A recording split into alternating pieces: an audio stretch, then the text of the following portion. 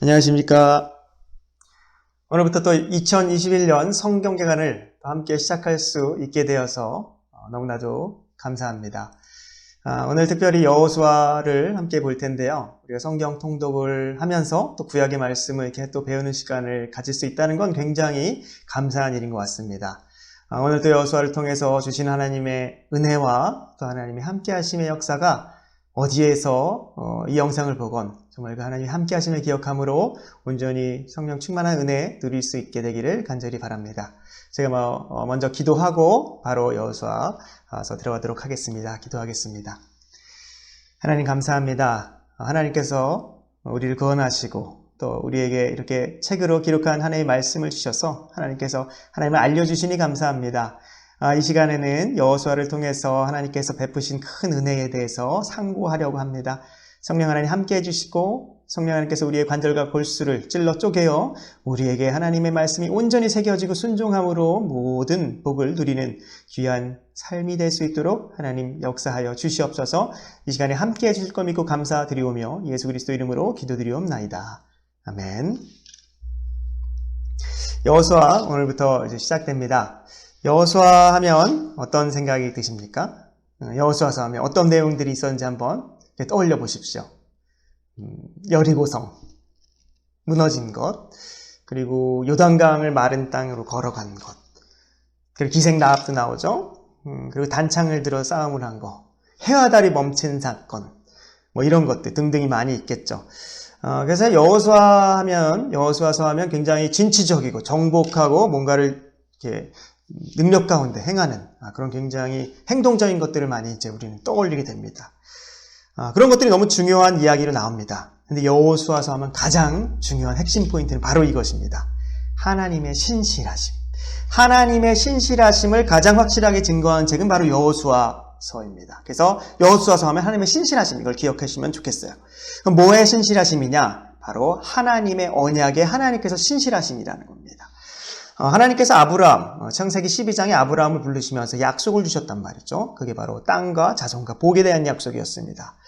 근데 자손에 대한 약속은 이스라엘이 이집트에서 430년간 머물면서 굉장한 나라를 충분히 이룰 수 있는 그런 민족으로 이제 성장하게 되죠. 자손의 그런 약속은 거기서 이루어지고 있었습니다.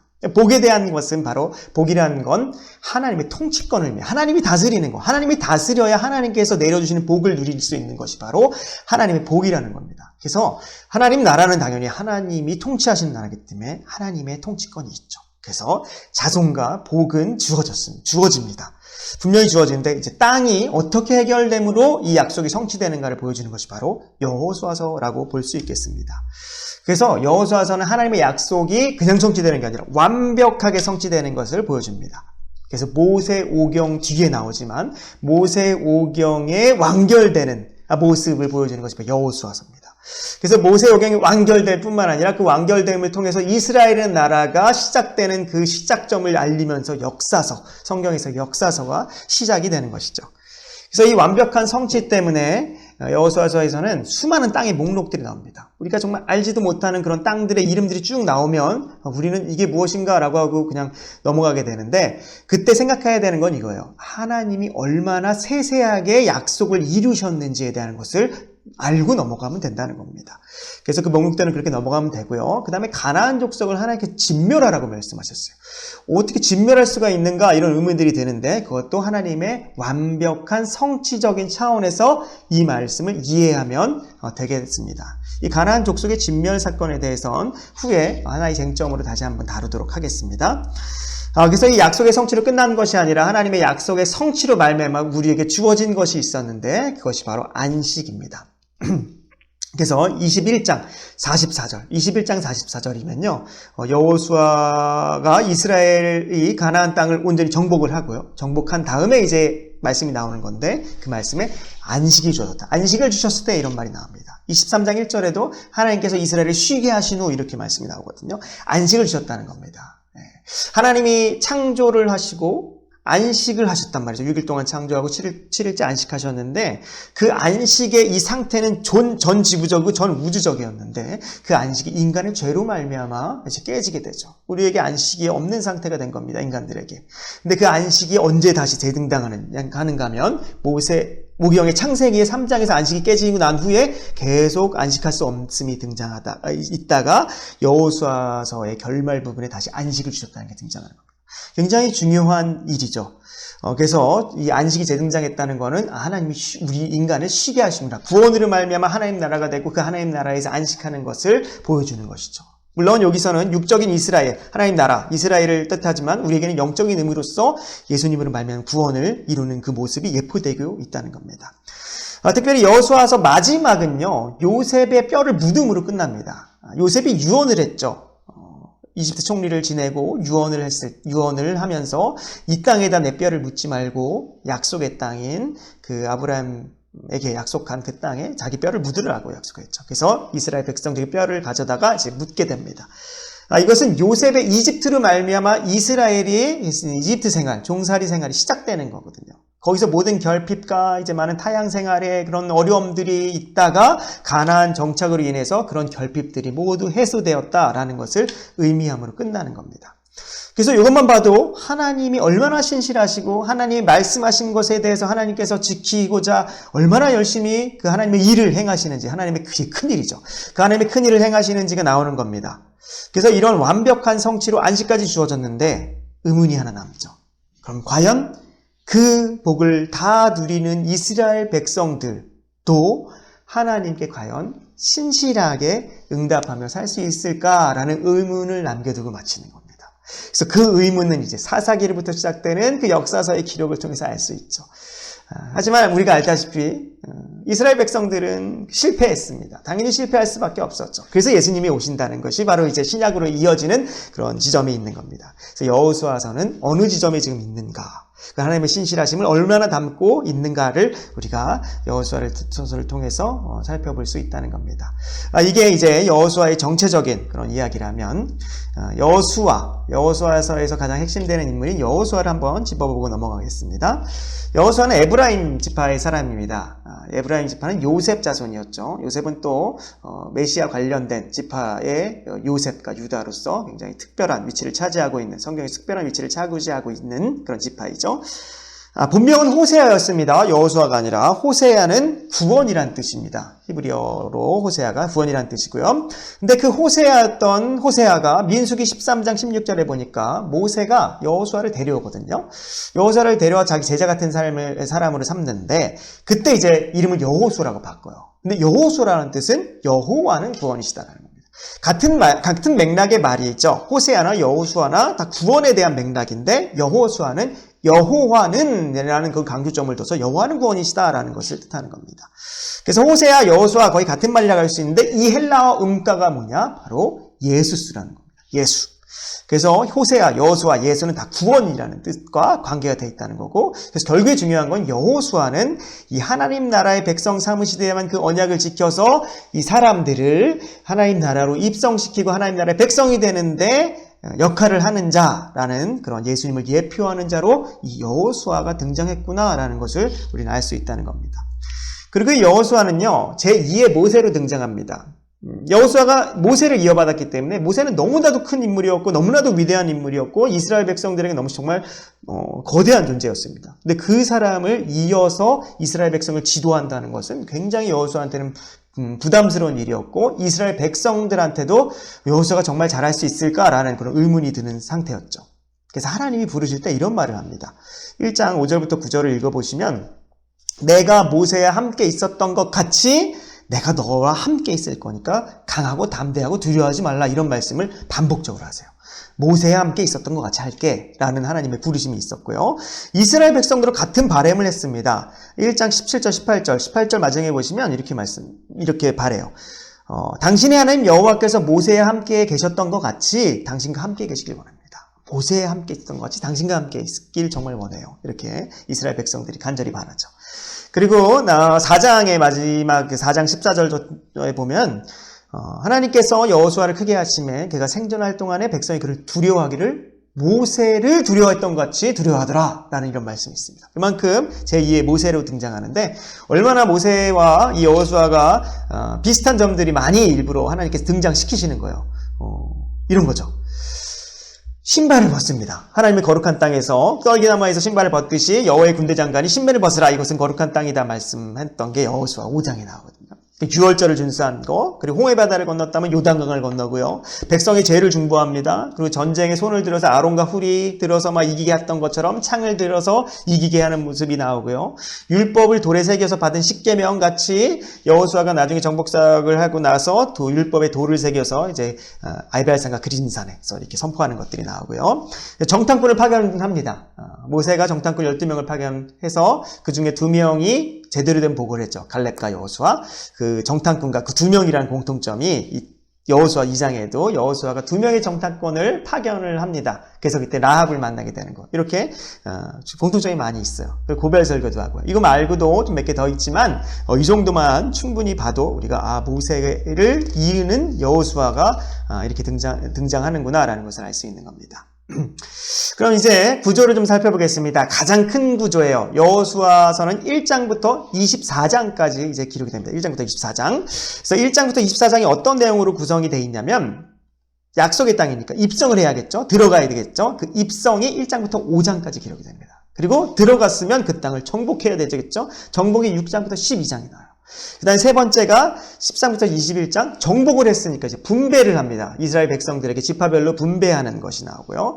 그 입성하고 정복하고 분배를 했으면 마쳤죠. 그 마침으로 끝나는 것이 여호수아의 설교가 마지막 22장에서 24장에 나옵니다. 이게 이스라엘의 미래인 거죠.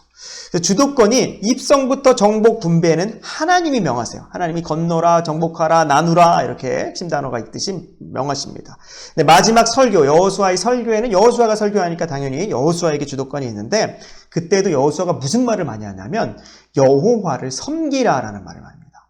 심지어 24장, 마지막 24장에서는 여호수아가 여호와를 섬겨야 된다, 섬기라, 섬기다라는 이 단어가 15번이나 등장할 정도로 이 섬기다라는 말이 굉장히 많습니다.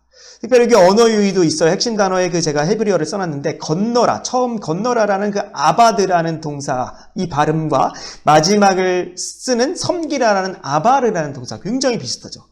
그러니까 아바두로 시작했다가 아바르로 끝나는 거. 하나님의 명령에 순종해서 그것을 쟁취함으로 말미암아 우리가 해야 되는 걸 우리가 누리는 걸 안 시키지만 우리가 반응해야 된다는 거, 섬기는 거죠. 그래서 이 섬기라는 거는 나중에 예배로 연결될 수 있는 겁니다. 사실 하나님께서 모세를 불러서 이스라엘 백성들을 내가 불러낼 거다라고 했을 때 나를 섬기기 위해서 불러낸다고 하셨거든요. 마찬가지인 겁니다. 그 섬기다라는 게 이것이 정복되고 안식을 이뤘을 때 정말 섬기는 자가 되는 거. 우리가 하나님의 백성이라면 우리는 섬기는 자가 되는 겁니다.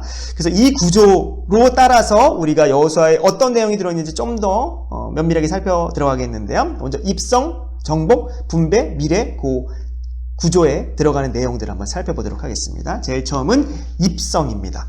1장부터 5장까지인데요.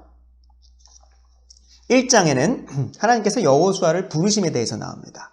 부르셔서 두 가지를 하나님께서 여호수아에게 명령하시는데 가나안 땅을 점령하라. 그렇지만 그러고 율법을 지켜라 라고 말씀하세요.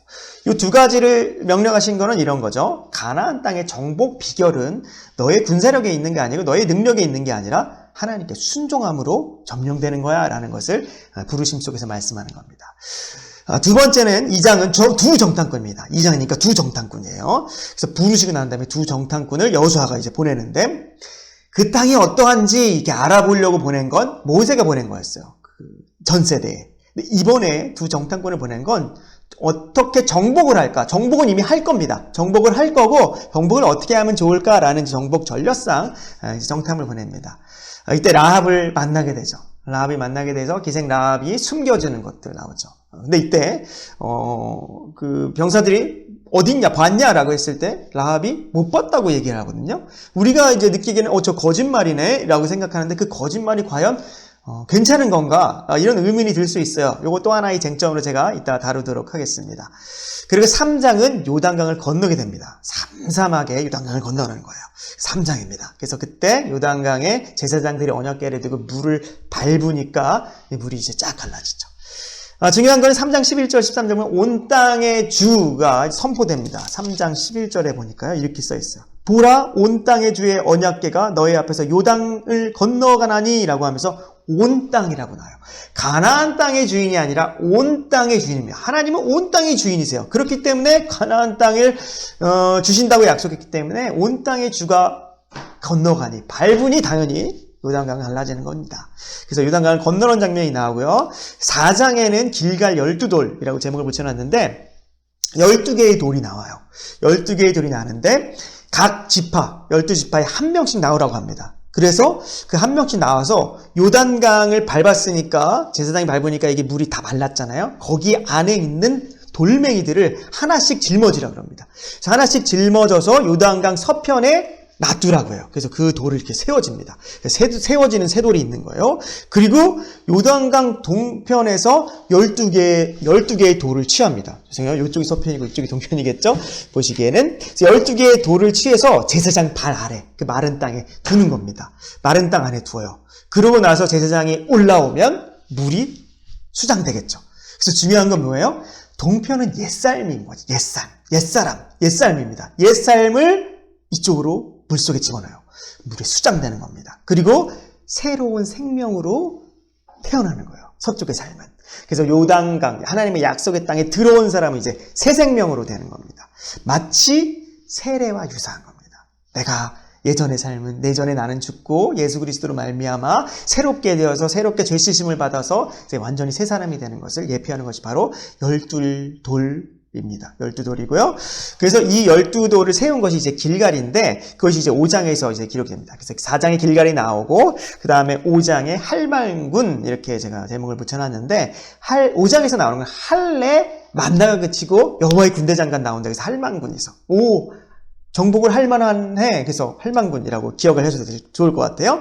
그래서 5장 할례를 행합니다. 할례를 광야에서는 못했어요. 광야의 삶에서는 뭐 여러 가지 이유들, 뭐 위생적인 어려움도 있었겠다, 뭐 이렇게 예측을 하긴 하는데 어쨌든 할례를 못했습니다.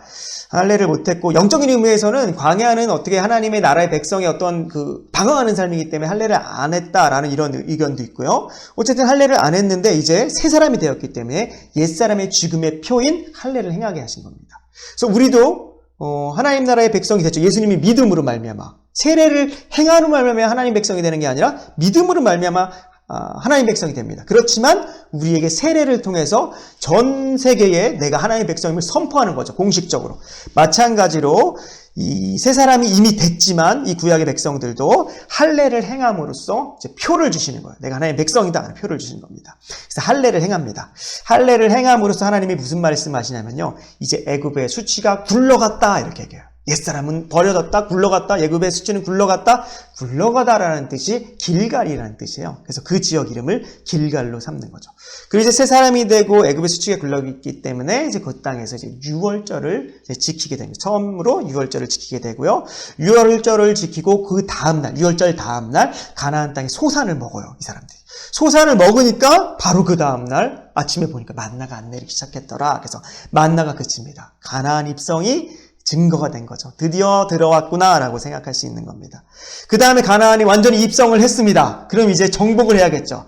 근데 정복 시작을 뭘로부터 나오냐면 여호와의 군대 장관이 나오는 겁니다. 하나님이 여호와의 전쟁이다라는 것을 선포하는 여호와의 군대 장관이라 나오네요. 그래서 여호와의 전쟁임을 선포하는 의미에서 여호와의 군대 장관이 나와서 신을 벗으라는 거죠. 이건 거룩한 땅이다. 하나님 약속의 땅이다. 밟는 것은 지배와 통치를 의미하기 때문에 너희 신발을 벗어라. 네가 밟는 것이 아니야. 하나님이 밟으시는 것이다 라는 것을 의미함으로 여호와의 전쟁을 선포하는 것이죠. 그래서 제가 아까 전에 라합의 거짓말에 대해서 잠깐 쟁점으로 다루고 넘어간다고 했죠. 잠깐 다루고 그 다음으로 넘어가겠습니다. 라합이 거짓말을 했는데 이게 과연 선한 것이냐라는 의문이 들 때 이렇게 얘기할 수 있어요. 선악이라는 건 하나님만 가지고 계신 거 아닌가? 라고 이렇게 얘기할 수 있다는 겁니다. 예수님도요. 선하신 선생님이요. 영생 어떻게 얻습니까? 라고 했을 때 예수님이 어찌 나를 보고 선하라고 하느냐? 선한 분은 오직 하나님 한 분뿐이라 이렇게 말씀하듯이 선한 것은 선과 악은 그것은 하나님만 가지고 있으니까 하나님이 말씀하신 거니까 선이다 라고 이렇게 하고 넘어가면 아주 쉽겠죠. 그런데 라합의 거짓말은 하나님이 라합에게 뭐 이렇게 해라, 숨겨줘라 라고 명령하신 게 아니란 말이죠. 조금 부족하죠. 그래서 이걸 어떻게 생각해야 되냐면 여호수아서를 기록한 저자가 있죠. 여호수아는 아니에요. 왜냐면 여호수아의 그 죽은 기록도 나오기 때문에 여호수아 후대, 사무엘이라는 얘기도 많고요. 그런 이제 여호수아서를 기록한 저자가 강조하는 게 있어요. 하나님이 강조하는 거죠, 사실은. 그것은 라합의 동기와 전체적인 발언이 무엇인지를 우리에게 알라는 겁니다. 이걸 통해서 무엇을 얘기하고 싶은지.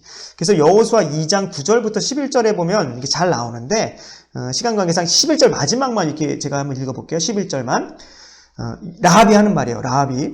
우리가 여호와께서 행한 일들을 막 들은 거예요. 그걸 듣자 곧 마음이 녹았고 이스라엘 너희로 말미암아 사람이 정신을 잃었나니 중요한 말이 나옵니다. 너희의 하나님 여호와는 위로는 하늘에서도 또 아래에서는 땅에서도 하나님이시라. 천상 천하 하나님이시라는 거예요. 모든 세계의 하나님, 이 전 우주의 신 오직 여호와 하나님밖에 없더라. 이런 고백을 한 겁니다. 라합은요 믿음의 고백을 한 거예요. 아니 오직 유일한 여호와 하나님만이 하나님인데 그 하나님을 내가 어떻게 안 따를 수 있겠어? 라는 말을 하는 거예요. 그래서 이거는 뭐 거짓말했다 이런 게 아니라 저자는 라합이 자신의 믿음, 하나님에 대한 믿음을 고백했다는 겁니다. 그래서 중요한 건 자신의 믿음이 고백이기 때문에 우리가 알아야 될 건 뭐냐? 하나님께서 이방인에게 이미 믿음을 선물로 주셨네. 언제요? 정복 사역이 시작하기도 전에 하나님께서 이미 이방인인 가나안 여인인 이 기생 라합에게 하나님의 신적 사역이 시작되어서 라합에게 믿음을 주었단 말입니다. 이 여호와께서 행한 일들에 대한 것을 라합만 들었던 게 아니거든요. 그래서 우리의 마음들이 다 녹았다. 지금 굉장히 우리가 벌벌 떨고 있다. 이런 건 다 가나안 백성들이 지금 공유하고 있던 생각이었단 말입니다. 그런데 그거를 믿음으로 반응해 나갔던 건 라합밖에 없었다는 거예요. 그만큼 믿음은 하나님의 선물이기 때문에 하나님께서 이방인 라합에게 이미 믿음을 선물로 주셨구나라는 것을 첫 번째 우리는 알 수 있고요. 그리고 두 번째는 가나안 사람이라도 진멸 대상에서 면할 수 있다는 거예요. 뭐가 있으면? 하나님에 대한 믿음이 있으면 진멸 대상이 아니었다는 겁니다. 그래서 우리가 생각해보면 정탐꾼을 2명을 보내서 이 땅을 어떻게 정복할까라는 것을 알려고 했지만 사실 이 정탐꾼을 통해서 아는 건 뭐예요? 하나님이 택한 백성 라합을 구원하시고 이 택한 백성이 있다는 것을 알려주시기, 이스라엘 백성들에게 알려주시기 위해서 정탐을 보내셨구나라는 것을 알 수 있는 겁니다. 그래서 라합이 거짓말을 했다 이런 거는 자신의 믿음에 대한 고백이 중요한 거다라는 것을 알고 우리가 넘어가시면 되겠습니다. 그 입성을 했습니다. 정복에 대한 얘기가 6장부터 12장에 나오죠. 6장부터 12장의 내용을 잠깐 살펴보면요. 6장에는 여리고성에 대한 얘기가 나오거든요. 6장. 여리고성은 굉장히 강력했죠. 육중한 여리고성. 6장이라고 생각하시면, 외우시면 될 것 같아요. 여리고성. 여리고성은 뭐 다른 게 없었죠. 제사장들, 7명 제사장들이 7나팔, 하나씩 나팔을 들고 한 바퀴씩, 7일을 한 바퀴씩 돕니다. 그리고 마지막 7일째는 총 7바퀴를 돌아서, 다 도는 수는 13바퀴를 돕니다. 13바퀴를 돌고 나팔을 불면 사람들이 와! 하고 부르짖자 바로 여리고성, 육중한 여리고성이 무너지는 거죠. 그리고 하나님이 명령하시기를 이 여리고성 안에 있는 것들을 다 진멸하라 하셨어요. 사람뿐만 아니라 유아, 여자, 가축들 모든 것들을 진멸하라. 그리고 성까지 불사르라 했거든요. 그게 이제 6주간 여리고성의 이입니다. 진멸이에요. 진멸은 헤렘이란 단어인데 진멸을 명하십니다. 그래서 여리고성에 들어갔어요. 여리고성을 이렇게 들어가서 이제 드디어 가나안 땅으로 들어가는 겁니다. 그 다음에 바로 이제 아이성이 나오는데 아이성은 큰 성은 아니었어요. 큰 성은 아니어서 굉장히 쉽게 정복할 수 있다고 생각했는데 여기서 지죠. 그게 바로 아이성 관련된 이야기가 7장, 8장에 나옵니다. 여기서 아간의 범죄가 나오는데 7.8기라고 외우시면 돼요. 졌어요. 근데 나중에 승리하더라고요. 7장, 8장. 7장은 진 이야기, 8장은 승리한 얘기인데 아간의 범죄를 했습니다. 아간의 범죄는 이 진멸, 여리고성에 있던 걸 진멸하라 그랬는데 이 아간이 탐이 났죠. 외투와 은 200세겔, 금덩이 이런 것들이 탐나는 겁니다. 그래서 자기 밑에 이렇게 감췄죠. 자기 진영 밑에다가 땅을 파서 감췄어요. 쉽게 정복할 수 있는 거라고 생각했는데 지자, 제비를 뽑아서 이제 아간이 드러나게 됩니다. 그래서 그 아간에 소속된 모든 아들들, 딸들, 속한 모든 가축들을 돌로 쳐서 죽이고 그걸 불사르게 되죠. 그리고 그것들을 어디서 불사렀냐? 아골 골짜기에서 불살랐어요. 원래 아골 골짜기 아니라 아골이라는 것은 왜 우리를 괴롭게 하냐, 괴롭게 하다는 거예요. 여호수아 이스라엘 백성들이 막 한탄한 겁니다. 너 죄를 져서 왜 우리를 괴롭게 했느냐라고 해서 그 골짜기에서 돌로 쳐서 불사르고 죽였는데, 그래서 그 이름이 그때부터 이제 아골 골짜기라고 되는 겁니다. 그래서 아간의 범죄가 이렇게 좀 해결이 됐습니다. 해결이 되니까 8장 가서 역시 아이성은 점령이 됩니다. 그리고 아이성도 진멸을 명하셨기 때문에 남녀노소까지 멸하고 성에 불을 지름으로써 다 이제 끝나게 되죠. 그래서 이 아간의 범죄와 아이성의 점령으로 말미암아 8장까지 끝났습니다. 진멸에 대한 내용을 잠깐 좀 살펴보고 넘어갈게요. 간단하게만 살피겠습니다. 진멸은 남녀노소를 불문하고 모든 사람을 멸할 것을 명령하신 겁니다. 요거는 이제 신정론에 대한 문제를 제기해요. 신정론이라는 건 뭐냐면, 하나님이 악하시냐? 하나님이 고통을 주실 수 있는 분이냐? 우리의 고통은 하나님께서 말미암는 거냐? 뭐 죄는 하나님으로부터 말미암은 거냐? 이런 게 신정론이라고 하는 거거든요. 요것도 이제 악한 명령 아니냐는 거예요. 진멸이라는 게. 그래서 이에 대한 반론을 사실은 우리는 어떻게 할 수 있냐면, 뭐 첫 번째는 하나님만 선하시다라는 간단한 얘기를 할 수 있겠죠. 그 다음에 두 번째는 이제 사회적인 것들을 통해서 역사적으로 근동 지방 그때는 이렇게 전쟁을 했을 때 헤렘의 경우가 많았어요. 진 백성들은 다 그냥 몰살시켜버리는 겁니다. 그래서 그걸 점령하는 그런 전쟁들이 많았기 때문에 이것도 그런 전쟁이었다, 이런 얘기를 할 수 있고요. 그 다음에 세 번째는 제가 처음 부분에 얘기했었던 거, 가나안 전쟁은 하나님의 전쟁이기 때문에 하나님의 완벽한 약속 성취에 있으니까 진멸하는 게 바로 맞는 거다, 영적으로 해석해야 된다는 거예요. 하나님의 죄를 완전히 진멸하게 원하시기 때문에 그걸 보여준 거다, 뭐 이렇게 사실 얘기할 수 있어요. 이런 반론들이 있는데, 그럼 성경에서 또 전쟁을 어떻게 해라라는 명령을 주신 게 있었거든요. 그걸 먼저 좀 살펴보는 게 좋을 것 같아요. 그게 이제 신명기 20장에 전쟁법에 대한, 율법의 중에 전쟁을 이렇게 해라라는 명령이 있었거든요. 그래서 원칙으로 신명기 20장 10절부터 14절에 보면 하나님께서 화평을 먼저 선언하라 그랬어. 전쟁을 먼저 하지 말고 화평을 선언해라. 근데 화평하기를 얘네들이 만약에 거부하면 전쟁을 치르게 될 것인데, 전쟁에 치를 남자들은 다 죽이되 유아나 여자들은 살려두고 가축들도 너희가 취하라. 성을 불태우지 말라. 뭐 이렇게 탈취물로 삼으라. 이렇게 됐어요. 이게 전쟁법의 원칙이에요. 먼저 화평을 선언하는 거죠. 근데 예외도 하나님이 말씀하셨어요. 그게 신명기 20장 15절 18절인데, 단 여호와께서 너희에게 기업으로 주실 가나안 땅의 민족의 경우에는 호흡이 있는 모든 자를 진멸하라. 이렇게 말합니다. 왜? 그들의 신들에게 하는 가증한 것이라고 생각했기 때문에 하나님이 이렇게 명하신다라고 해요. 그래서 원칙은 화평을 선언하지만 예외적으로 가나안 족속들만 이렇게 해라라는 겁니다. 그래서 이 진멸은요, 가나안 족속들에게만 해야 되는 것이지, 뭐 지금 우리가 무슨 영적인 전쟁을, 이런 전쟁을 할 때 진멸을 할 수는 없는 겁니다. 예전에요, 십자군 운동 때 십자군들이 그 이슬람 세력들이나 혹은 유대인들을 이렇게 진멸해야 된다라고 막 얘기를 했단 말이에요. 여호수아서를 이제 근거로 들면서. 근데 그건 사실 맞지 않는 거예요. 전쟁법의 예외는 오직 가나안 땅, 일시적인 명령이었다는 겁니다.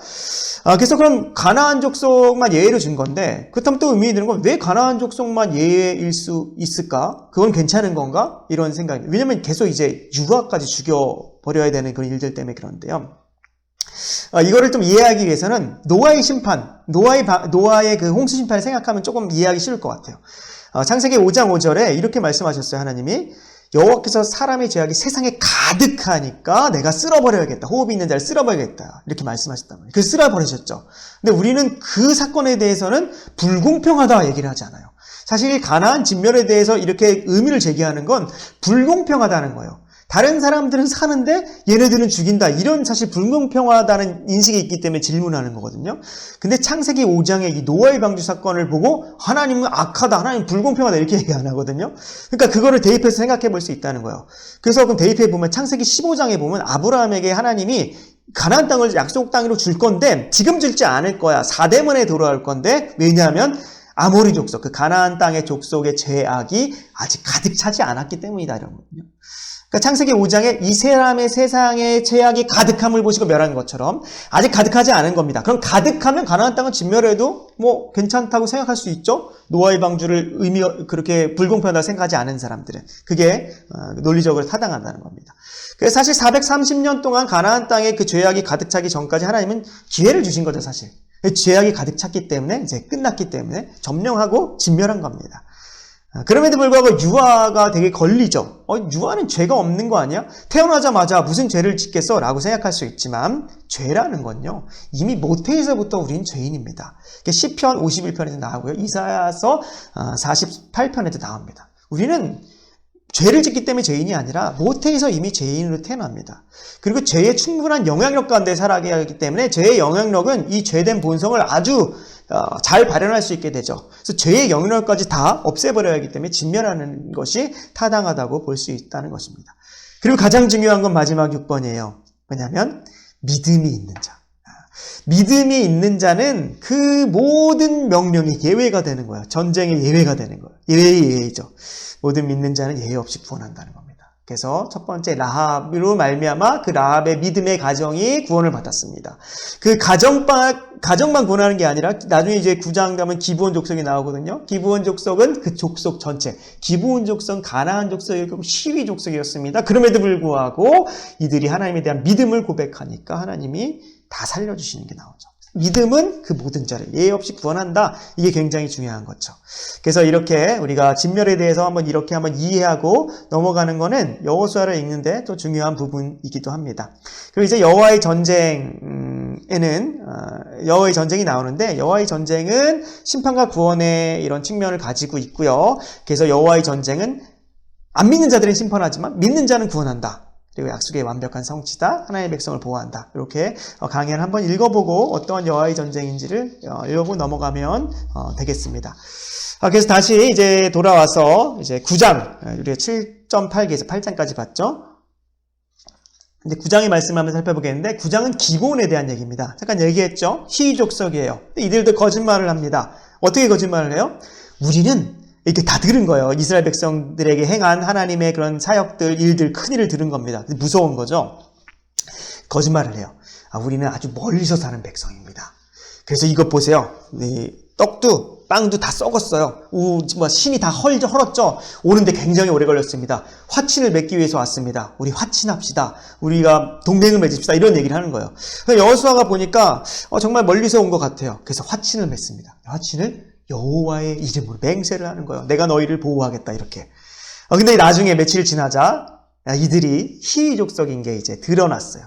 아차 싶었죠. 그래서 어떻게 해야 되나라고 했는데 여호와의 이름을 맹세했기 때문에 이것을 지켜야 하는 것이 바로 맞는 것이었습니다. 그래서 결국에 지키는 것을 합니다. 그래서 지키는 걸로 하는데 문제가 있어요. 그게 바로 10장인데요. 그러니까 가나안 족속이 여호수아 이스라엘 백성들과 화친했다는 소리를 듣고 이제 나머지 이제 가나안 족속들이 화가 난 겁니다.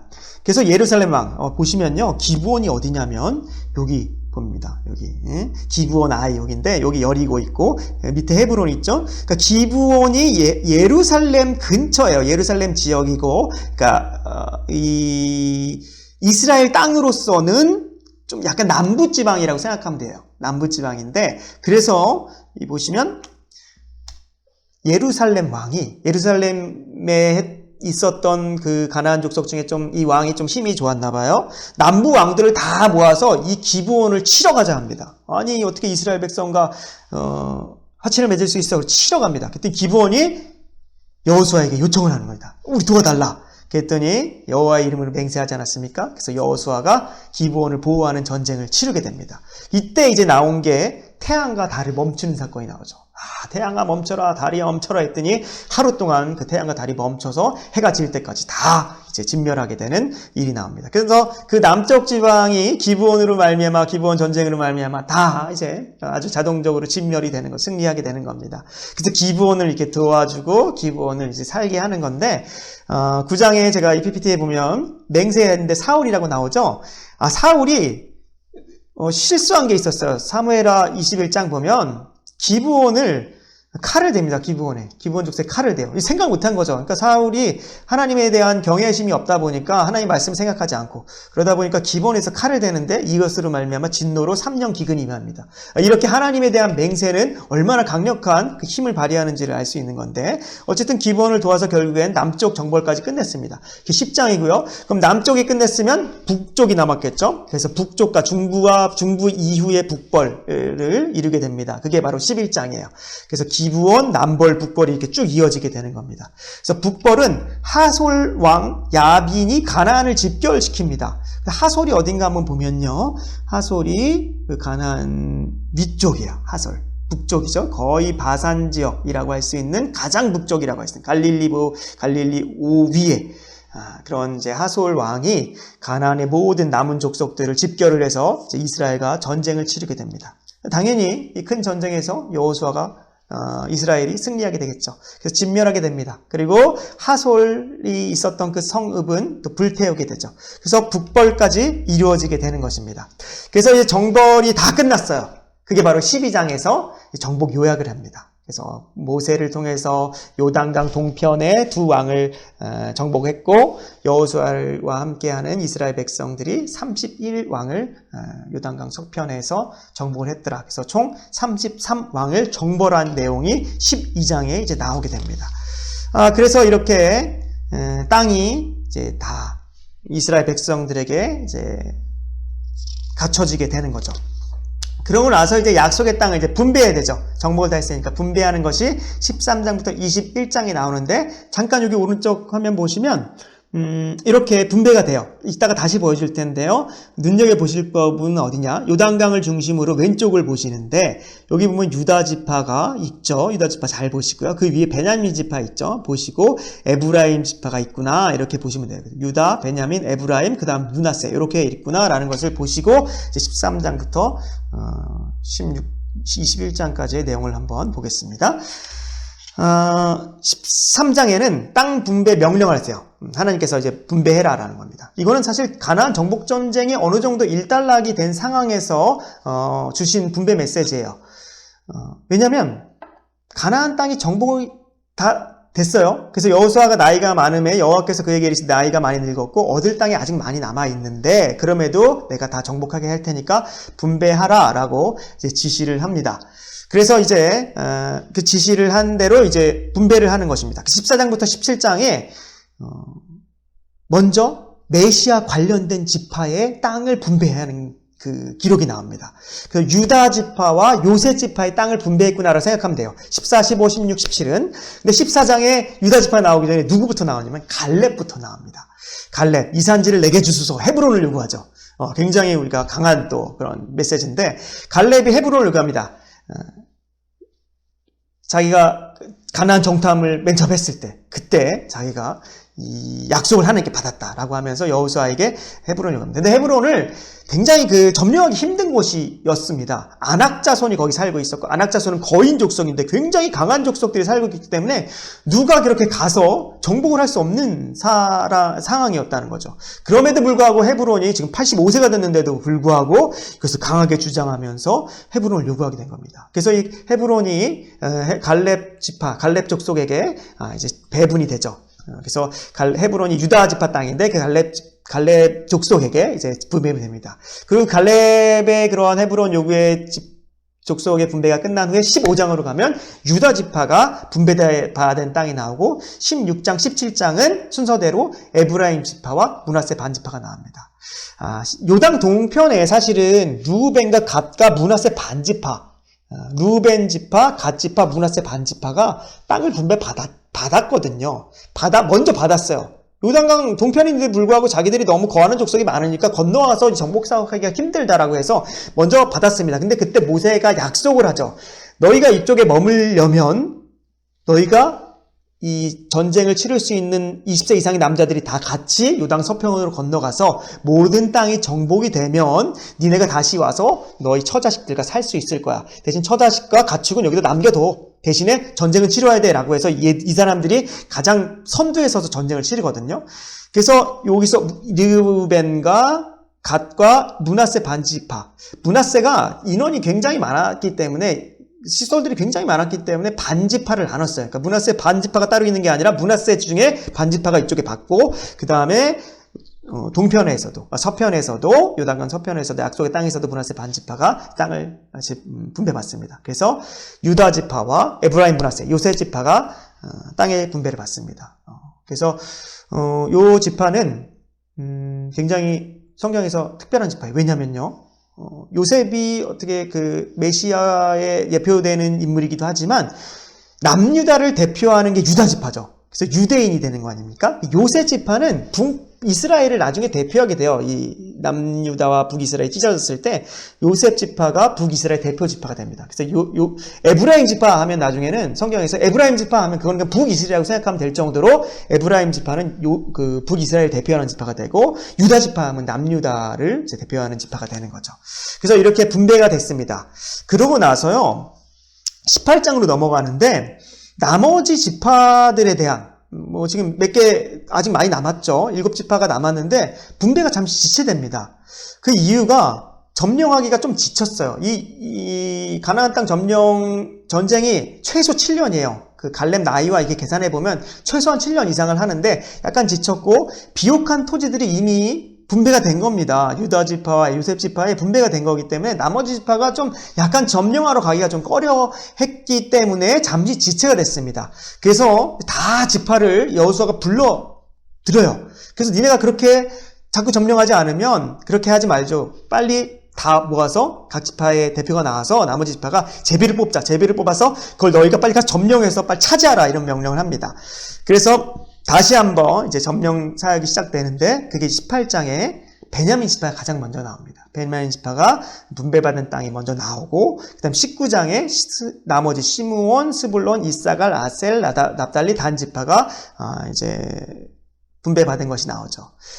근데 베냐민 지파는 또 굉장히 또 특별한 게 있어요. 특별한 게 있고 베냐민 지파 한번 볼게요. 베냐민 지파가 바로 여기입니다. 유다 지파 땅인데 보시면 시므온 지파가 유다 지파 땅 내에서 시므온 지파가 땅을 얻어요. 유다 지파가 받은 땅이 너무 굉장히 크게 컸기 때문에 그 안에서 시므온 지파는 이제 땅을 분배받습니다. 그리고 유다 지파 바로 위에가 베냐민 지파예요. 베냐민이 특별한 게 뭐냐면요. 나중에 남유다와 북이스라엘이 솔로몬 이후에 여로보암과 르호보암 왕으로 이제 양분이 되죠. 근데 이제 솔로몬의 어떤 우상숭배로 말미암아 결국에 이렇게 찢어지게 되는데 이 선지자가 나와서 예언을 하는 겁니다. 옷을 찢어요. 그 다음에 12조각을 냅니다. 그 다음에 여로보암이 이제 북이스라엘 1대 왕이 됩니다. 솔로몬 신하였는데 이제 반역을 해서 북이스라엘 1대 왕이 되는데 여로보암에게 이 10조각, 옷의 10조각을 주면서 너에게 10지파를 주리라 말합니다. 하나님께서 너에게 10지파를 주겠다라고 말씀하세요.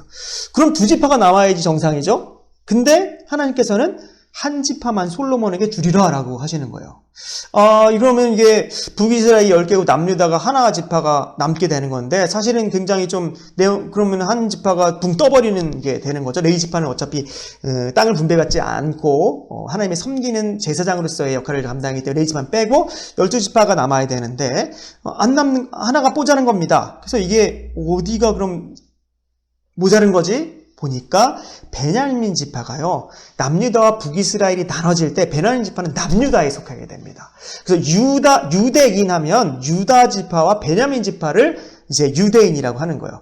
그 시몬 지파는 또 어떻게 갔습니까? 시몬 지파는 나중에 사사기 이후에 계속 북으로 올라가요. 계속 북이스라엘의 그러니까 하나님의 여호와의 신앙에서 떠난 거죠. 그래서 뿔뿔이 흩어져서 다 북쪽으로 올라가요. 시몬 지파는 그래서 나중에 어떻게 됐는지 모르는 상태로 그냥 북이스라엘에 흡수되고 유다 지파 속에 베냐민 지파가 연합됩니다. 그래서 북이스라엘과 남유다가 찢어져서 서로 싸움을 할 때 이 베냐민 지파는 유다 쪽에 속해서 유다의 전쟁에 속하게 됩니다. 근데 이게 되게 신기한 게 뭐냐면 신명기 33장 12절에 보면 모세가 나중에 이 이스라엘 12지파를 다 불러놓고 축복을 다 하거든요. 그때 축복을 보면 이렇게 축복을 합니다. 베냐민 지파에 대한 축복이에요. 여호와의 사랑을 입은 자 그 곁에 안전히 살리라. 여호와의 사랑을 입은 자 곁에 안전히 살리라. 유다 지파 옆에 산다는 거예요. 여호와께서 그의 날이 마치도록 보호하시고 그를 자기 어깨 사이에 정말 베냐민 지파를 얘기하는 거죠. 어깨 사이에 있게 하시더라. 그래서 이 베냐민 지파가 유다 지파에 소속되고 베냐민 땅에 사실 뭐가 있냐면요. 예루살렘도 있습니다. 그 여호수아 8장 28절에 베냐민 지파 받았던 땅의 목록들이 나오는데 거기 여부스 곧 예루살렘도 나와요. 그러니까 예루살렘이 한쪽은 유다 지파 소속, 한쪽은 베냐민의 땅 이렇게 되는 거죠. 분배가. 그래서 베냐민은 나중에 아주 유다가 연합이 됩니다. 그래서 이게 사실 북이스라엘의 지파들은 나중에 신약까지 어느 지파다고 얘기가 안 나오죠. 그런데 베냐민 지파는 신약에도 얘기가 나요. 누가 베냐민 지파입니까? 바울이 자기는 나는 다소의 사람으로서 베냐민 지파 사람이고 이렇게 베냐민 지파는 소속도 나와요. 그래서 이렇게 베냐민 지파는 유다 지파에 소속된 이제 지파가 됨으로써 결국에 이 예언까지 다 이루어지게 되는 이러한 일이 됩니다. 그래서 나중에 뭐 열왕기서나 이런 걸 읽을 때 이걸 꼭 기억하시고 읽으면 돼요. 베냐민 지파는 유다 지파와 연합이 됐고 남유다 쪽에 소속됐고 나머지들은 다 북이스라엘로서 여호와의 신앙을 떠난 지파가 되는구나 이렇게 생각하시면 되겠습니다. 그래서 이렇게 보시고 그 다음에 나오는 게 약속의 땅 분배 중에 그래서 19장까지 한 거예요, 저희가. 그래서 19장까지 한 겁니다. 13장부터 19장까지 땅 분배 명령과 땅 분배까지 다 했습니다. 분배가 다 끝났어요. 그럼 남은 게 뭐가 있죠? 사실 레위 지파가 나왔거든요. 그래서 레위는 어떻게 되는 거야? 라는 질문이 나와야 되는데 그 나오기 전에 도피성이 먼저 나옵니다. 굉장히 특별한 거예요. 도피성이 분배 명령 중간에 갑자기 딱 튀어나왔다는 건 굉장히 특별한 겁니다. 그래서 21장부터 설명을 하면 레위 성읍은 48개의 성읍으로 각 지파 땅에 48개의 성읍으로 다 뿔뿔이 흩어져서 하나님을 섬길 수 있는데 도움을 주라고 지파들마다 도움을 주라고 이렇게 이제 나눠버립니다. 그래서 레위들은 특별하게 하나님을 섬기는 자로서 하고 모든 땅을 이제 각계 모든 땅에 흩어지게 되는 거죠. 20장 도피성을 보시면 굉장히 특별한 게 뭐냐면요. 도피성은 6개가 있어요. 동편 3개, 르우벤, 갓, 므낫세 반지파 3개, 그 다음 이쪽에 3개가 이제 됩니다. 근데 도피성이 뭐 하는 거냐? 도피성을 한번 살펴볼게요. 도피성 위치만 먼저 보겠습니다.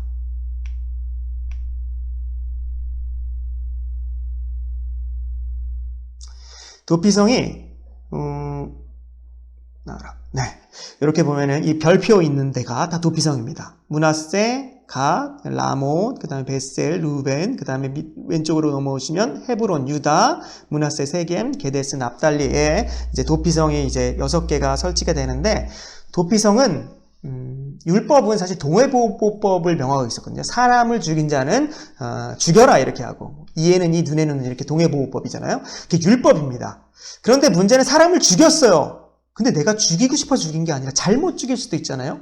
근데 잘못 죽여도 그 죽임을 당한 그 가족들이나 이런 사람들은 화가 많이 날 것 아닙니까? 조금이라도 물어서 어떻게든지 보복을 하고픈 마음이 있을 수도 있잖아요. 그래서 피할 길을 주는 겁니다. 잘못해서 부지 중에 살인한 자에 대한 피할 길을 주시는 은혜의 어떤 방편이 바로 도피성인 거예요. 그래서 성경의 도피성이 4번이 나옵니다. 사실 5번이에요. 출애굽기, 민수기, 신명기 2번이나 나오고요. 여호수아에서도 나오는 겁니다. 그 도피성이 하나님이 명령하신 것 중에 굉장히 중요하다는 것을 인식할 수 있겠죠. 6개, 아까 보신 그 6개가 나오는데 그 6개를 어떻게 정했냐면 어느 지파든지 접근이 용이한 곳. 그리고 누가 봐도 도피성의 기림을 알 수 있는 곳으로 나라 그랬어요. 그래서 신명기 19장 3절 보면 그 도피성의 길을 닦아라. 길을 닦아서 잘 도피할 수 있게 하라 하나님이 명령하세요. 그러니까 이런 거 보면 하나님이 얼마나 섬세하시고 정말 하나님이 인간을 얼마나 사랑하시는지를 잘 알 수 있는 대목이기도 합니다. 그래서 그 부지 중에 살인한 자, 자기도 모르게 살인한 자를 어떻게 보호하시냐면 도피성에 들어가면 거기 레위 사람들이 있을 거 아니에요? 정식 재판 받기까지 거기서 보호해 주라는 거예요. 정식 재판. 그러니까 모든 사람들이 나와서 이게 부지 중에 살인하고 어떻게 잘 모르는 상태에서 살인했기 때문에 고의가 없기 때문에 얘는 그 동해보호법으로 하면 안 된다. 뭐 이런 정식 재판을 받기까지 보호를 해주고 또는 당시 대제사장이 죽기까지 이게 굉장히 중요한 겁니다. 대제사장이 죽으면요 용서를 받을 수 있었어요. 그 5번의 의미를 보시면요 어디선지 갈 수 있다는 거. 그다음에 대제사장의 죽음이 그의 죄를 속죄합니다. 대제사장이 죽으면요 생명의 속전을 취해서 그 죄사함을 받을 수 있게 했어요. 죄사함을 받을 제사장이 새롭게 규정한 거죠. 대제사장이 죽는 경우에는 이 도피성에서 도피하고 있었던 자가 생명의 속전을 치릅니다. 그러면은 죄사함을 받았다고 생각하고 다시 원래 성으로 돌아가서 그 원래의 삶을, 전과 같은 삶을 누리게 해주는 겁니다. 근데 그게 대제사장이 죽을 때 할 수 있게끔 해놨어요. 굉장히 의미가 있는 게 뭐냐면, 대제사장의 죽음이 그의 죄를 속죄한다? 이게 어떤 의미지? 바로 예수 그리스도, 우리의 대제사장 대신 예수 그리스도의 구속의 은혜. 예수 그리스도가 죽음으로 말미암아 우리가 죄를 대속받는 거죠. 아니, 이 부지 중에 살인한 자와 대제사장이 무슨 상관이 있겠어요? 그럼에도 불구하고 대제사장이 죽으면 생명의 속전을 내므로써 이 자기의 죄를 대제사장이 먹어버리는 겁니다. 똑같아요. 우리의 대제사장이신 예수 그리스도와 나랑 무슨 상관이 있어요? 무슨 상관이 없죠. 그럼에도 불구하고 우리가 믿음이 있으면 예수 그리스도께 우리의 죄를 전가시켜서 예수님이 그 죄를 먹어버리고 내 죄를 먹어버리고 예수님께서 심판받으심으로 죽으시는 거죠. 하지만 그분은 죽으심으로 끝나는 게 아니라 이 인간 제사장과 다른 건 다시 부활하셔서 우리와 함께 누리는 삶은 새 생명을 주신 분. 바로 이게 사실은 도피성에 나온 의미인 것입니다. 그래서 도피성을 통해서 예수 그리스도의 구속의 은혜를 하나님께서는 알려주시고 싶어서 이렇게 출애굽기와 민수기와 신명기와 여호수아에 걸쳐서 이렇게 약속을 주셨다는 겁니다. 굉장히 도피성은 나중에 읽으면서 한번 묵상해 보시면 굉장히 큰 은혜가 있는 부분입니다. 그리고 마지막으로 이제 그럼 정복하고 분배까지 다 했어요. 마지막에 3장 남은 겁니다. 22장부터 24장의 내용인데요. 이거는 그냥 여호수아의 설교예요. 여호수아의 설교인데 맨 처음 22장에서는 동쪽 지파를 먼저 보냅니다. 동쪽 지파를 보내서 너희가 이제 정복 전쟁을 다 치렀고 여기서 이제 다 끝났으니까 이제 너희의 처자식이 있는 여동강 동편으로 돌아가라. 그래서 세 지파, 루벤 지파, 갓 지파, 므낫세 반 지파의 사람들을 보내줍니다. 근데 보내줄 때 그냥 보낸 게 아니라 여호와를 어떻게 섬겨야 되는지에 대한 말을 막 해줘요. 그 권면을 해줍니다. 그리고 보냅니다. 근데 이들이요, 사실 엣제단이라는 게 있는데, 엣제단 사실 우리가 잘 기억하기 힘든 내용이에요. 뭐냐면요, 이들이 동편으로 갔어요. 이쪽이 동편이죠? 동편으로 갔어요. 동편으로 갔는데, 동편에 이제 요단강이 흐르고 있지 않습니까? 요단강이 흐르고 있으니까 여기랑 왕래가 별로 없겠죠. 왕래가 없어요. 근데 하나님이 명하신 어떠한 성막이라든지 성전이 짓기 전에 성막이라든지 이런 게 다 서편에 있고 여호와의 신앙은 서편에 있으니까 이들이 무슨 일을 했냐면 이쪽에 재단을 하나 만든 거예요. 재단을 하나 만들어가지고 요것도 여호와를 섬길 수 있는 재단이다라고 만든 겁니다. 이거 해도 되겠어요?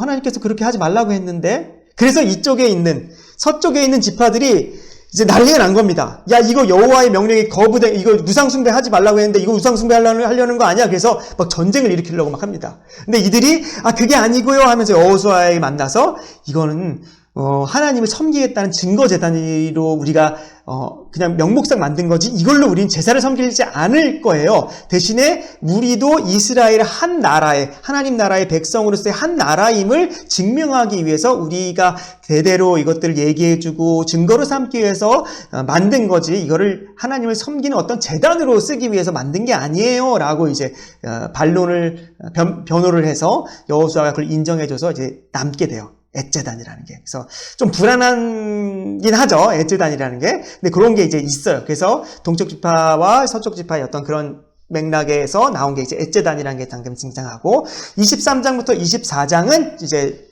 여호수아가 모든 사람들을 향해서 이제 했던 설교입니다. 23장에서는 먼저 이스라엘 지도자들을 먼저 불러요. 장로들, 수령들, 재판관들, 관리들을 먼저 불러서 이들에게 먼저 권면을 합니다. 그리고 24장은 모든 이스라엘을 세겜에 불러서 언약을 갱신하는 장면입니다.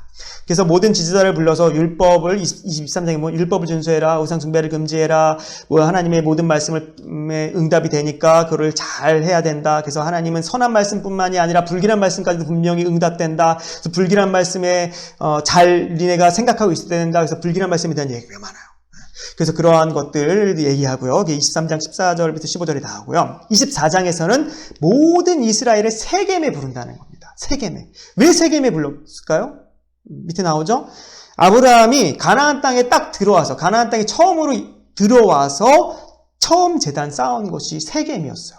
창세기 12장 5절 6절 보면 세겜에 제단을 쌓는 장면이 나옵니다. 야곱도요, 형 에서를 피해서 바단 아람으로 도망을 가죠. 삼촌 라반의 집에서 계속 거하다가 다시금 돌아옵니다. 다시금 이제 가나안 땅으로 돌아왔을 때 형을 만나고 나서 돌아왔을 때 처음 제단을 쌓은 곳이 바로 이 세겜이었어요. 그래서 그때 뭐 엘로헤 이스라엘, 하나님은 이스라엘의 하나님이십니다. 이스라엘은 자기가 받은 이름이었거든. 32장에서 야곱이 받은 이름이었기 때문에 그렇게 제단을 쌓으면서 그렇게 이름을 칭하죠. 그게 창세기 33장에 나옵니다. 그래서 세겜이라는 것은 그런 특별한 곳이죠. 그래서 아브라함의 하나님이며 이삭의 하나님이며 야곱의 하나님이신 그 하나님께서 약속하신 그 약속이 다 이루어졌습니다라는 것을 새길 수 있는 곳이에요. 그래서 이스라엘 역사를 회고하면서 합당한 반응을 독려하는 거예요. 그래서 이제 24장, 아까 제가 처음에 말씀드렸던 14절부터 24절에 이 섬기다라는 말이 엄청 이제 많이 나온다는 겁니다. 14절부터 25절 이제 강의 안에 있는 것들 중심으로 해서 좀 더 보시고요. 특별히 이제 계속 여호수아는 강조하는 거예요. 정말 여호수아가 이제 거의 죽을 때가 다 된 거예요. 110세까지 살았는데 뭐 그 정도 나이가 됐을 시절이 있었을 것이라고 예상이 되는데 그때 하나님을 섬겨야 된다. 근데 너희가 하나님을 못 섬길 거다. 뭐 이런 얘기를 합니다. 그랬더니 이스라엘 백성들이 아니다. 나는 하나님을 섬기겠습니다. 너희가 정말 하나님을 섬기려거든 지금 뭐 섬기고 있는 신을 택하든 하나님 여호와를 택하든 지금 빨리 이 자리에서 택하라. 그러니까 이스라엘 백성들이 계속 이 전쟁을 치르면서 하나님의 전쟁을 받고 하나님의 큰일을 받고 하나님의 기적을 받고 하나님이 대단하신 걸 봤음에도 불구하고 이 우상 숭배가 근절이 안 되고 있었다는 거예요. 참 너무 안타깝죠. 이 근절이 안 되고 있었다는 건데 그거를 다 근절시켜라 라는 것들을 이제 얘기하는 겁니다. 그래서 지금 이 자리에서 하나님을 택해야 된다. 너희가 앞으로도 그런 생활을 해야 된다. 그래야지 하나님의 그런 복을 계속 누린다. 그래서 참된 복음에 대한 그리스도의 합당한 반응을 요구하는 겁니다. 그래서 그걸 섬기라. 그래서 오늘 이 자리에서 택하라 이런 말을 하면서 끝나게 되는 거죠. 그래서 아까 제가 처음에 말했듯이 그럼 과연 이 신실하신 하나님에 대한 약속의 이 확증들을 누렸던 그 안식을 누리게 됐던 이스라엘 백성들은 과연 하나님께 그렇게 신실하게 반응할 것인가 라는 질문이 나오죠. 예. 이게 사실 이게 의문이 들고 나오는 건데 정말 하나님을 섬기겠다. 결국에는 하나님을 섬길게요 하고 마무리가 되긴 해요. 그래서 정말 하나님의 그런 은혜를 받고 하나님 백성됨을 알고 하나님을 잘 알게 되는 사람들이 어떻게 반응해야 되는지가 바로 그리스도에 대한 합당한 반응입니다. 이게 바로 예배라는 겁니다. 그래서 바로 24장은 이렇게 끝나게 됩니다. 이게 바로 여호수아서예요. 그래서 정리를 한번 하고 마치면요. 여호수아서는 하나님의 신실하심을 강력한 능력과 증거로 제시하는 책입니다. 마지막이니까 한번 다시 생각해보고 마칠게요. 여호수아 1장이 뭐라고 했습니까? 1장? 1이니까 일로 와. 여호수아를 부르는 겁니다. 여호수아를 부르심. 2장은 두 정탐꾼이라고 그랬죠. 두 정탐꾼에 대한 얘기를 했고 3장은 삼삼하게 이제 요단강을 건너는 장면이랄까. 4장은 길갈이라고 했습니다. 길갈 12돌 세는 길갈이라고 했고 5장은 바로 할만군. 할만하네. 그래서 할만군, 할례, 그 다음에 만나가 멈춤, 그 다음에 군대 장관. 그리고 6장은 육중한 여리고, 여리고성을 점령했어요. 그 다음에 7장은 7.8기, 아간의 범죄, 아이성 전투에 졌다, 이겼다. 7.8기. 그 다음 9장은 기브온. 기브온이 희귀 족속, 가나안 족속이었는데 화친을 맺었구나. 전쟁을 하겠네? 그래서 남쪽 이스라엘 다 전쟁을 했어요. 그럼 9장이 기브온이면 10장은 남쪽 왕들을 정벌한 얘기가 나와야겠죠? 남벌. 그 남쪽을 정벌했으면 그 위에 북쪽을 정벌하겠죠? 그 11장은 북벌. 그 다음에 11장 북벌, 남벌, 북벌 다 했으면 정복을 다 했어요. 그럼 12장에 정복 요약을 해야겠죠. 정복 요약을 12장에 나오고요. 그래서 13장부터 이제 분배가 나오는 겁니다. 그래서 분배의 명령이 나오고 13장에 14, 15, 16, 17 4장은 이제 메시아 관련 지파. 유다 지파, 요셉 지파 분배가 나오는데 14장에 제일 처음에 갈렙 지파, 갈렙이 먼저 헤브론을 주세요라는 얘기가 중요하기 때문에 14장에 먼저 나오고, 그다음 15장에 이제 유다 지파, 16장에 에브라임 지파, 17장에 므낫세 반 지파가 나오는 겁니다. 그다음 18장에 멈췄다가 다시 분배했어요. 그 유다 지파의 가장 소속되는 지파인 18장에 베냐민 지파가 먼저 나오고요. 그래서 따로 이제 장을 분별한 거죠. 그다음 19장에 나머지 6개 지파가 나오게 되는 겁니다. 그래서 이제 땅 분배가 다 끝났어요. 19장까지. 그다음 20장에 다 끝났는데 이제 끝난 줄 알았는데 중요한 게 하나 남았다. 도피성이 남은 거죠. 그리고 도피성이 나오고 21장에 땅 분배를 받지 못한 제사장들 레위 지파, 하나님 섬기는 지파, 레위 지파가 나오고 23장부터 24장까지 여호수아의 설교다. 이렇게 해서 하나님의 신실하심이 증거됐구나 라고 증거하는 책이 바로 여호수아서입니다. 그리고 두 번째, 약속을 반드시 이루어 안식을 주시는 분이 우리 하나님이시다. 예수 그리스도로 말미암아 우리는 안식을 얻었다라는 것을 알도록 하는 거고요. 그리고 세 번째는 가나안이 상징하는 하나님 나라를 우리가 어떻게 들고 어떻게 살아가야 되는 건지 아시겠죠? 하나님 말씀에 순종함으로 그 나라의 복을 받는 겁니다. 믿음으로 우린 들어가요. 믿음만 있으면 가나안 족속이라 이방인이라도 진멸당하지 않는다 하겠습니다. 어떻게 들어갑니까? 믿음으로 들어가고 어떻게 사는 겁니까? 하나님 말씀대로 살아가는 거죠. 그래서 살아감을 통해서 하나님의 복을 다 누릴 수 있는 자가 되는 겁니다. 하나님 나라의 백성들은 하나님의 말씀대로 살아가는 것을 알게 하는 책이죠. 그래서 여호수아가 계속 강조했습니다. 그 네 번째는 그렇기 때문에 하나님의 그런 신실하심을 얻은 자로서, 은혜를 얻은 자로서, 참된 그리스도인으로서 합당한 예배를 갈망하고 합당한 예배자의 모습으로 살게 하는 책, 반응을 요구하는 책이라고 하겠습니다. 그래서 여호수아가 이렇게 물어본 것이죠.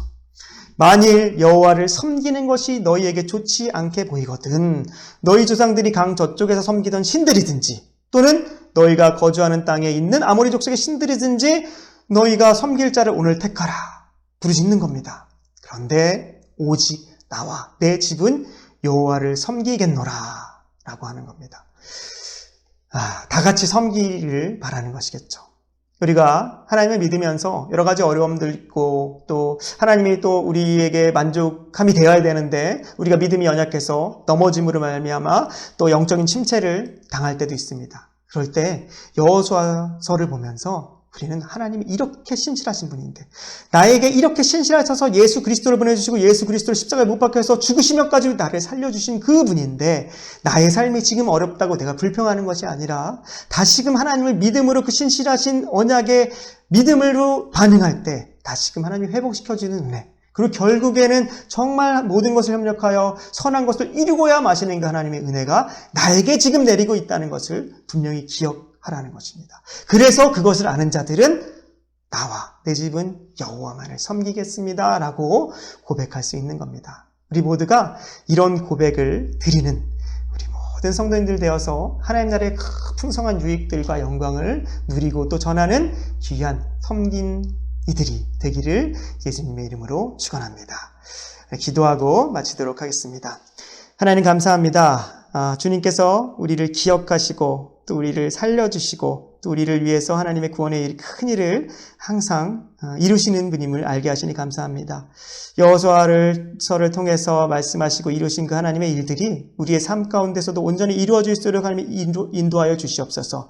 믿음이 부족하거나 믿음이 연약한 자들에게 더욱더 하나님의 큰 은혜를 부어주시고 오늘도 내일도 또 한 주간의 삶에도 또 1년의 그 삶에도 하나님께서 주시는 능력으로 말미암아 굳건히 설 수 있게 인도하여 주시고 그 삶을 통해서 우리가 마음으로 안식하고 평안을 누리며 하나님을 정말 잘 섬길 수 있는 온전한 예배자들이 될 수 있도록 인도하여 주시옵소서. 감사드렸고 살아계신 예수 그리스도의 이름으로 기도드리옵나이다. 아멘.